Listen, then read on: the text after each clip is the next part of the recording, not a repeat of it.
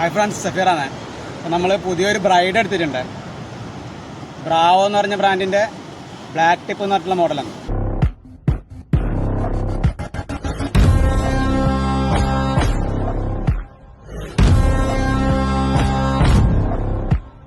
അപ്പോൾ ബ്രാവോ എന്ന് പറഞ്ഞ ബ്രാൻഡ് എല്ലാവർക്കും പരിചയം ഉണ്ടാവുമെന്ന് അറിയാം. അവർ മെയിനായിട്ട് ഫ്രോഗാണ് ഫോക്കസ് ചെയ്യുന്നത്. അപ്പോൾ അവർ ആദ്യമായിട്ടാണ് ബ്രൈഡ് ലോഞ്ച് ചെയ്തിട്ടുള്ളത്. ബ്രൈഡ് ഇങ്ങനെയാണ് വരുന്നത്. ഒരു യെല്ലോ ഗ്രീൻ ആയിട്ടാണ് കളർ വരുന്നത്. അപ്പോൾ അതിൻ്റെ തന്നെ P4 ആണ് ഞാൻ എടുത്തിട്ടുള്ളത്. ഏകദേശം 27 mm. അപ്പോൾ ഫ്രണ്ട്സ്, ഇതിൻ്റെ തിക്നെസ് നോക്കുമ്പോൾ 0.27 mm ആണെങ്കിൽ തന്നെ നമുക്ക് അത്യാവശ്യം നേരിയ ടൈപ്പാണ് കാണുന്നത്. ഏകദേശം 57 LB കാണിക്കുന്നുണ്ട്.